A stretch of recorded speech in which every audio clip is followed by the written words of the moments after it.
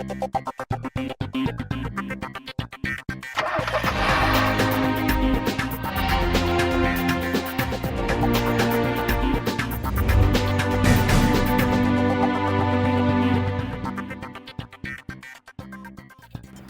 everyone, this is the Car and Bike Show on the NDTV network. I am Siddharth Vinayak Patankar. Toyota Kirloskar Motor India has had quite a hybrid strategy of late, and just as well because Toyota globally has been on a high with that strategy for years. So finally we're starting to see some of that in India along with its partner Suzuki. First product was of course this, the High Rider, the urban cruiser High Rider, and now we've got the HyCross, the Innova, new generation. A lot of excitement around that. So that is something that's coming up later on in the show. We have the full review, but let's begin with the latest from BMW. It is a new flagship. The X7 SUV gets its facelift. I spent some time with it in the US. There's lots to tell you. The big flagship SUV from BMW is back. Just about 3 years after it was first launched worldwide, BMW is all set with the facelift of the new X7. And I got to spend some time with it in Palm Springs, California in the United States.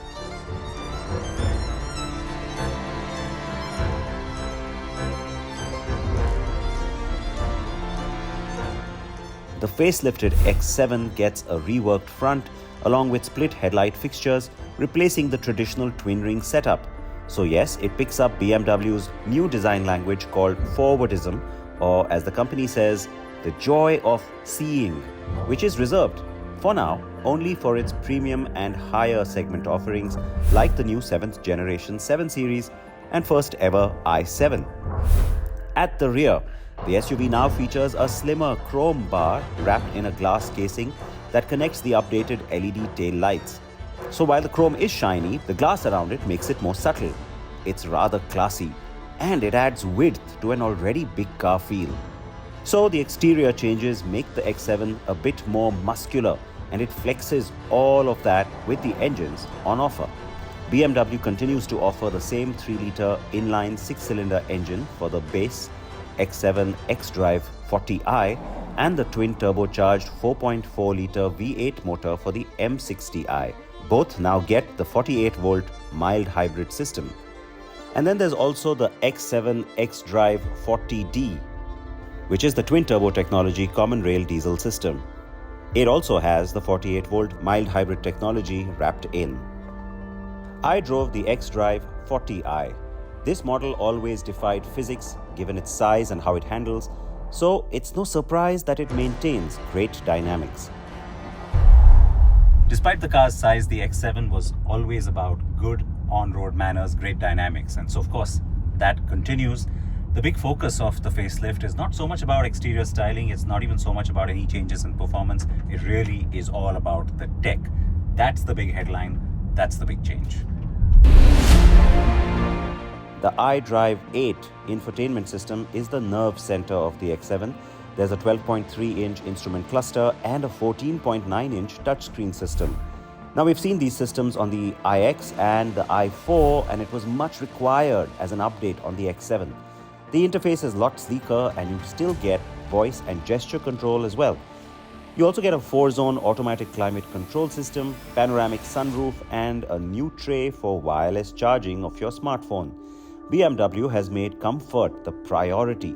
The X7 gets multi-contour seats as standard with heating functionality for both the driver and front passenger. And these features elevate the experience in the flagship SUV.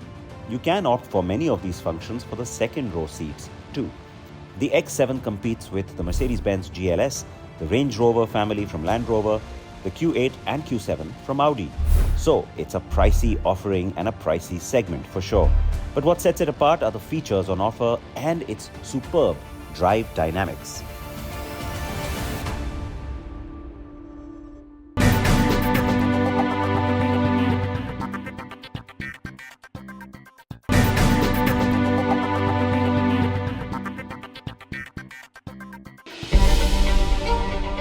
In the last 20 years, Toyota sold 26 lakh Innovas in India, making Toyota a household brand. Continuing this journey forward is the all-new Innova HyCross. And it's arrived in a brand new avatar claiming to be a big step up over the Innova Crysta. But does it have enough in its arsenal to take that legacy forward? Well, let's find out. How strikingly different the new Innova HyCross is. Well, that's evident right in its appearance.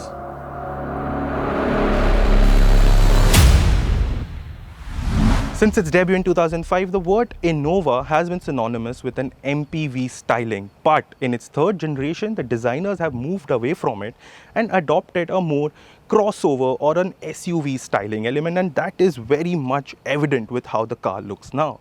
At the front, you get the Hilux inspired honeycomb mesh grille, which has ample amount of chrome given to it to highlight its SUV presence as well as its dominance on the road. Proudly sitting at the center is the Toyota badge as well as Innova lettering on the front section that is predominantly made in chrome. Apart from that, lower down you get a thick bumper cladding which also has silver elements and also supports the SUV dominance that the car is going for. Apart from that, you get LED treatment for the headlamps as well as for the DRLs. Now the wheels are 18 inches, but what we would have liked is probably a more chunkier set of wheels, because right now the distance between the wheel arches and the wheels looks enormous. Probably practicality wise it might differ, that we'll probably get to it when we drive the car, but right now design wise it looks a bit odd and we would have probably liked chunkier wheels. Moving further down, the silhouette remains largely identical to the Innova Crysta. You obviously get the hybrid lettering here, denoting the strong hybrid version of the car. In fact, the rear looks much like the new Land Cruiser. Identifiable, very sexy. The design lines bulging over the rear fenders and that shape of the tail lamps, all of it attracts your attention. Look at it from a distance and the car maintains the MPV charm that the Innova is known for.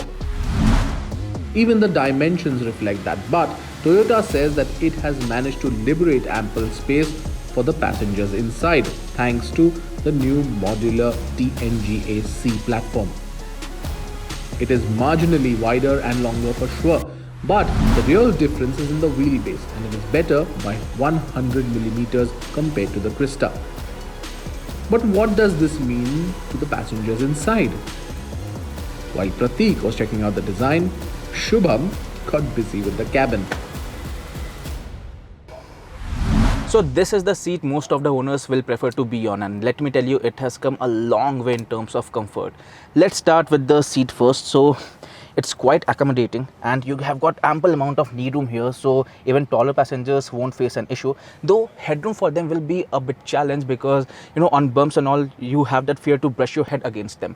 Now in terms of sense of space, thanks to this large panoramic sunroof, the cabin feels quite airy. You have got ambient lighting options also here, and the seat themselves are quite well bolstered. It has got just the right amount of cushioning, not too soft, not too hard. They also have well-measured scooping in the backrest, offering good lumbar support. And the only thing we miss having is ventilation for the rear seat as well. It would have completed the boss seat package. What will simply allure buyers here is the generous recline angle these captain seats have. These are power adjustable and go all the way back to the third row. You also get power foldable footrests which go up to 90 degrees and you can literally lounge in on these seats. In fact, there are enough practical features keeping the atmosphere cozy. In terms of features now, you have got dual zone climate control, so separate climate control functions here. You have got type C charging ports, two type C charging ports here, and the central console has cup holders. You have got dedicated space for your phone, for your tablets, and this can be tumbled down and give you easy access to the third row for for the quick access. Now in terms of overall feel, the cabin feels quite good. You have got these sun blinds also. The material used are plush, and you have got this soft touch material on the armrest as well. So overall it's a good cabin to be in and good for longer commutes. And when there are more people on board, the middle row seats have more than ample back and forth roller adjustment, creating more room for third row passengers. Just that second row passengers won't be able to slide their foot under the front row seats because of the floor mounted battery pack, but you can always use it as a footrest. And with that done, let's take a feel of the third row. So the second row seats don't tumble down, but it has got just about enough cavity for easy ingress. The seats though take quite some time to adjust and recline. But once you're here in the third row, you have got just enough knee room and under thigh support to be comfortable in a shorter commute, so 2 adults won't find an issue. But 3 children will be quite comfortable here. There is ample space for children, and even for longer commutes they won't find any issue. While adults do sit a bit knees up, the slightly lowered floor height makes things convenient. A bigger quarter glass would have gone a long way, giving a better sense of room area. But the biggest highlight is that all third row passengers get proper 3-point seat belts, even the middle one, which means 3-point seat belts for all passengers in the cabin. Then there are practical features like dedicated cup holders, phone storage space, and aircon vents. But only one 12-volt charging point. So certainly there was room for more to be done here. There are 6 airbags on offer, including front and curtain airbags, but no airbags for third row passengers.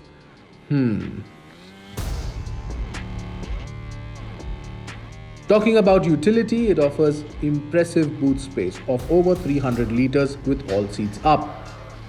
Folding the third row seats would open up a massive 991 liters of cargo volume, enough for your house moving duties, and the boot is easily accessed thanks to the not so high loading lip despite the 185mm ground clearance.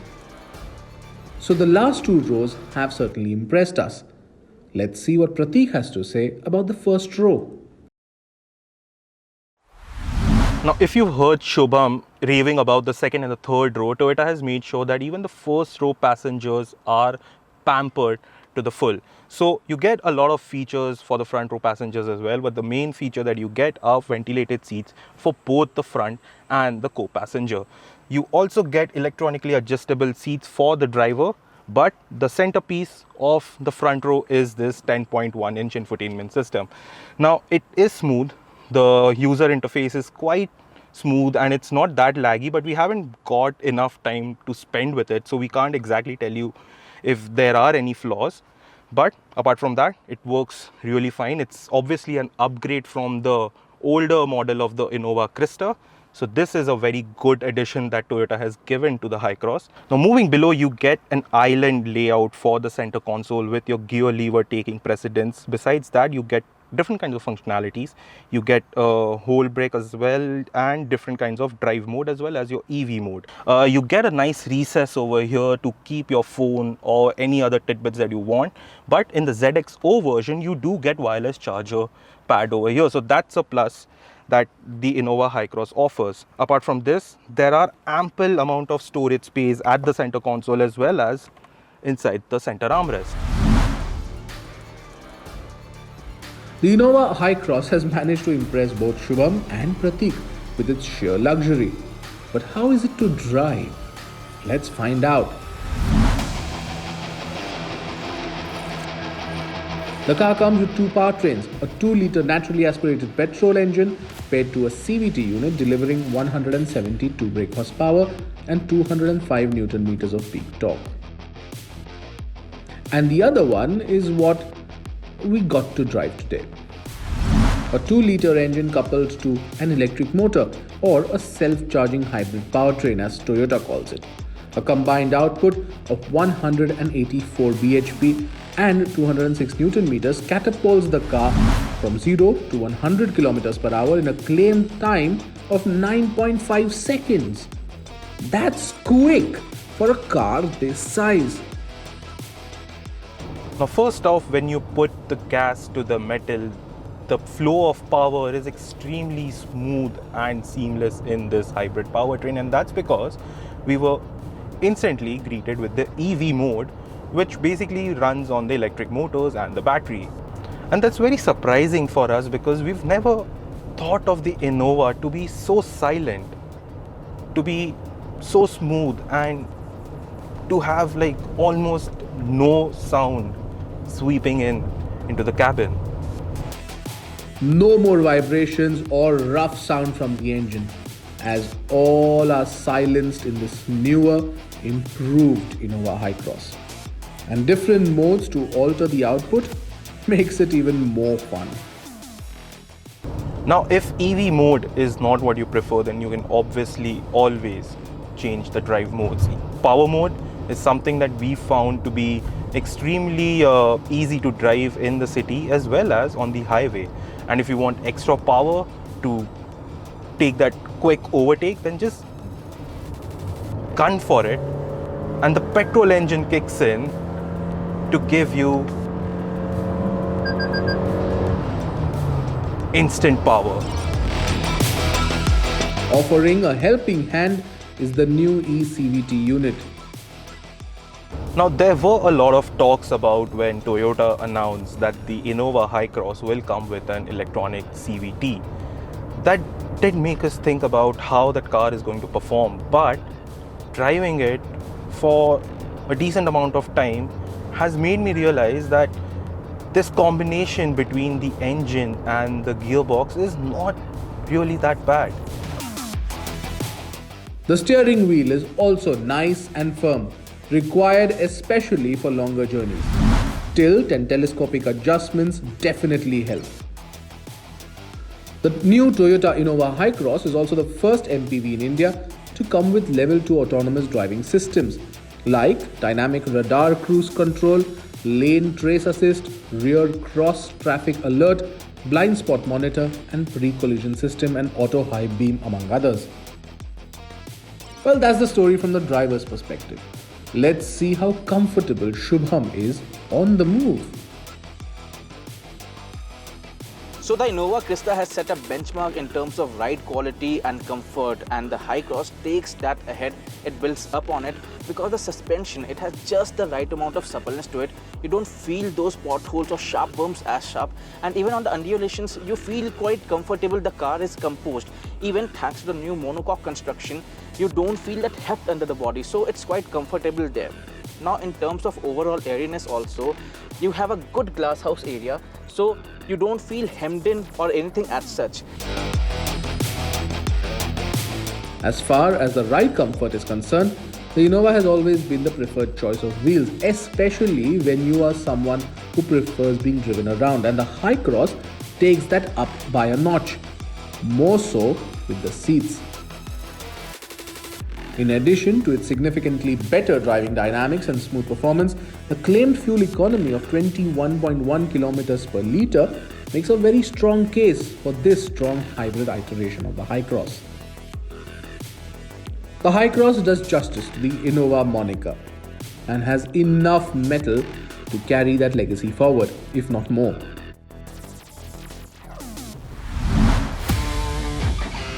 Only things left to desire are rear seat ventilation and airbags for the third row, since the Tata Safari and Mahindra XUV700 offer either of those features.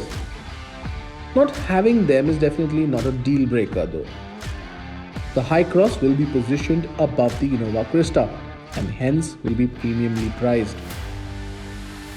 We expect ex-showroom prices to begin from 24,80,000 rupees for the base 2-litre naturally aspirated trim and go up to 32,50,000 rupees for the fully loaded 2-litre strong hybrid variant. And if we look at it as an affordable alternative to the Skoda Kodiaq and even the Kia Carnival, the package becomes even more compelling.